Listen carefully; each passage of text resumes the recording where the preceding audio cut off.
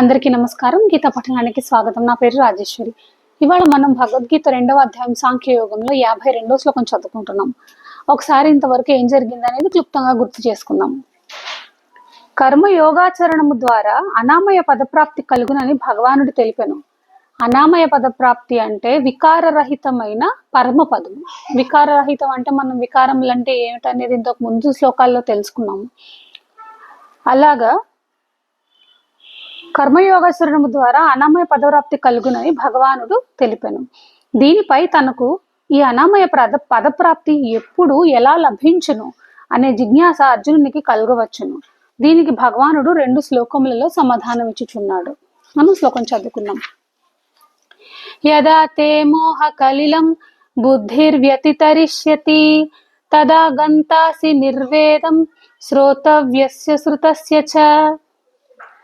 ఈ శ్లోకం అర్థం ఏంటంటే, మోహం అనేది ఊబి నుండి పూర్తిగా బయటికి పడినప్పుడే నీవు వినబో ఇహపరలోక సంబంధమైన సమస్త భోగముల నుండి వైరాగ్యమును పొందగలవు.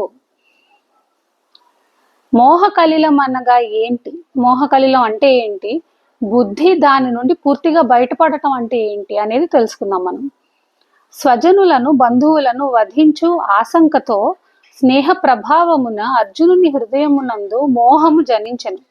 ఈ అధ్యాయము అందలి 2వ శ్లోకమున దీనినే కస్మలం అని పేర్కొనట జరిగాను. అదే ఇచట మోహకలిలం అంటే ఊబి అని పేర్కొనబడినది. దాని కారణమున అర్జునుడు ధర్మ సమ్మూఢ చేతుడై తన కర్తవ్యమును నిశ్చయించుకొనలేకపోయాను. ఈ మోహకలిలము ఒక విధముగా ఆవరణయుక్తమైన మలదోషము. ఇది బుద్ధి యొక్క నిశ్చయాత్మక శక్తిని నశింపజేసి మనుజుని తనయందే కూరుకొని పోవునట్లు చేయును.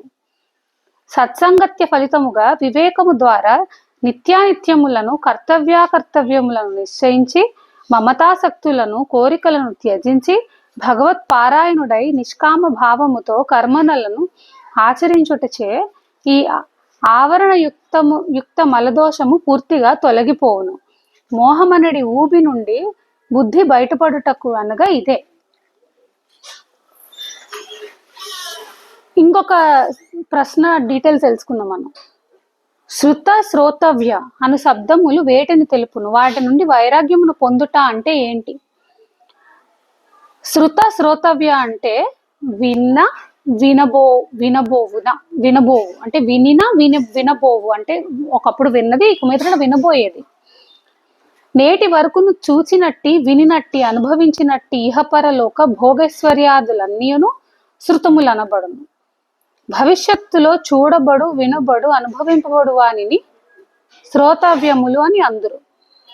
అవన్నీయును దుఃఖహేతువులనియు అనిత్యములనియు భావించి వాటి అందలి ఆసక్తిని పూర్తిగా త్యజించుటనే వైరాగ్యము పొందుట అని అందురు.